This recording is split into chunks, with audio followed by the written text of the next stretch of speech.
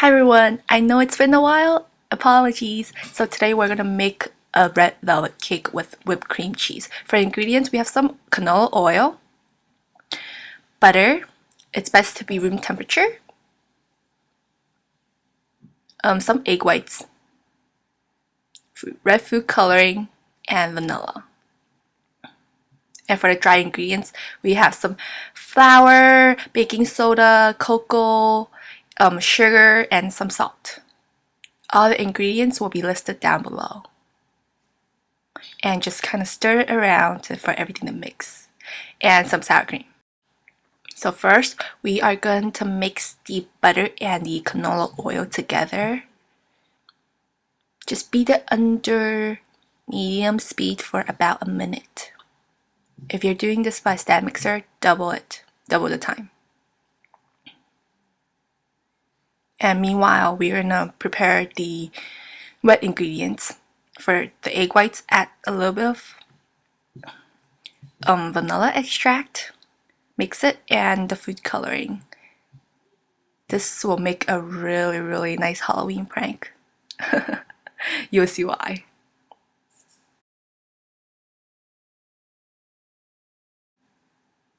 We are not using egg yolks because we want to keep that nice red color to the cake. And add red food coloring, and it is pretty gross, let me tell you.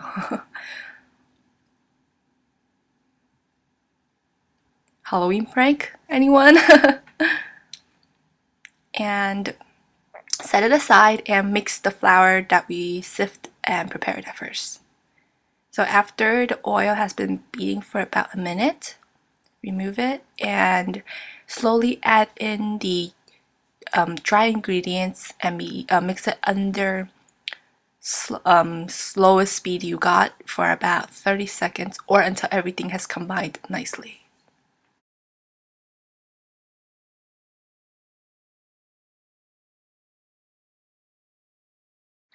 It is okay if it doesn't look smooth or it just crumbles to like a dry sand consistency because there's more flour, like dry ingredients, than oil you got.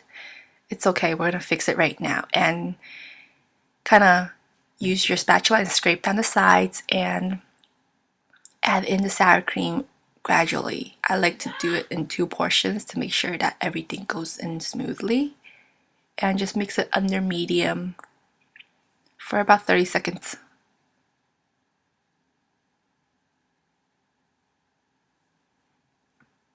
And take your time. No need to rush. So, and add the rest of the sour cream and beat it on medium for another 45 seconds until everything has nicely and smoothly combined. It looks something like this. It's really hard for me to show it, so I have to take it out of the bowl. And give it a couple more mix using your spatula, scrape down the sides. Always remember to scrape down the sides because you don't know what's, sometimes it doesn't get mixed into, and you don't want that to happen. And add in your gross mixture. Do it at 1/2 of the eggs first, mix it under low for 30 seconds and turn it to medium for a minute and do it 2 times. So it is 30 seconds on low and 1 minute on medium to mix the red food coloring in and the egg whites. So after everything is mixed completely, you should have a smooth cake batter that doesn't curdle up. And I like to go in and mix it a couple more times before I pour it to my pan. And I have buttered and floured 2 cake pans, 8 inches. You can use a 6-inch, a 9-inch, or just make one whole cake and cut it up yourself when you want to set up the cake. Just do whatever you want.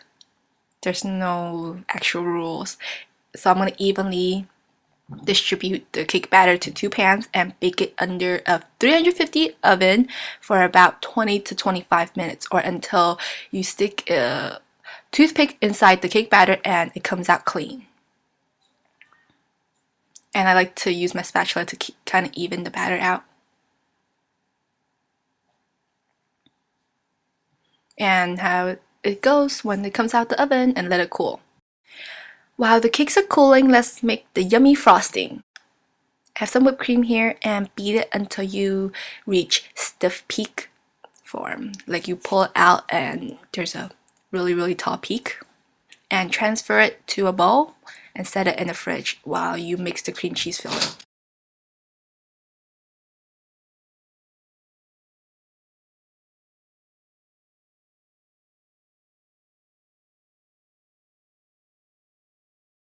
So change your whisking attachment to a paddle attachment, and I have 1 pound of cream cheese here. Oh, I feel so guilty of saying this. And I'm going to be eating some of it. It should be room temperature cream cheese so it's easier to mix. And remember, I forgot to record this part, I'm so sorry, but add in the powdered sugar after you mix the cream cheese for about 30 seconds and mix it under medium speed until everything has combined nicely and there's no big chunks of cream cheese. And that's how it looks like. Add a splash of vanilla and mix it on medium for about 20 seconds. And that's our cream cheese base. And go back in with your spatula and scrape down the sides to give it a couple more whisk. And I like to mix it under low for another 10 seconds. And get all those cream cheese out of your paddle attachment. And fold in the whipped cream and the cream cheese base together until there's no lumps of cream cheese. And let me tell you, I did a lot of quality control over when I'm making the cream cheese filling. And you have to use some of your muscle strength because it's going to take about a good 10 minutes to mix in.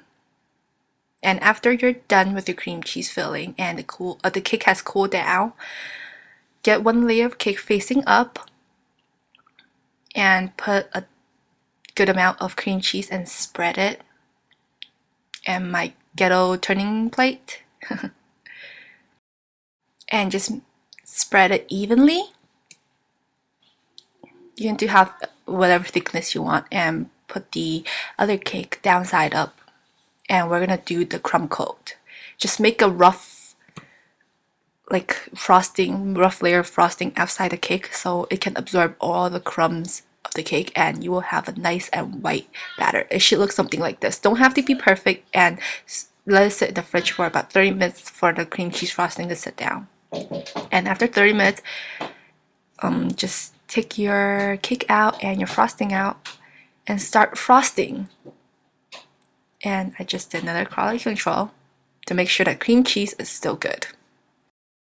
So this recipe is more than enough to make an 8-inch or 9-inch cake, and the frosting is enough to frost an 8-inch or a 9-inch cake because I have leftovers, which I did not finish. And just take your time and make into smooth edges. It took about 15 minutes to frost the cake to the smoothness that I want, and this frosting is pretty stable, so you don't have to worry that it will melt or anything. So when you're done frosting, what happens if the sides are not smooth enough? Just grab a hot cup of water using your icing spatula, and you saw what I did, and just start smoothing the edges and the sides out because the heat from this icing spatula will help you smooth out the frosting, and you can do any finishing touches that you want. And I like to kind of do a little design to make it less dull. Just do whatever design you wish. And it's gonna look like this, and I'm not happy with the top, so I'm gonna go in and do some more work. So the decoration part, there's no methods at all, but just be creative. and I find that I have extra frosting left, so I put it into a piping bag and pipe some more yummy frosting on the top. Who doesn't love cream cheese and whipped cream together, right? I know I love it. So to let you guys know, you should put your frosting in the fridge when you are not using it, because just to keep it sanitary and the freshness of it. And I like to kind of test piping at first on the spatula or whatever to see how it goes, or just to remove any air bubbles inside and start piping. Pipe away.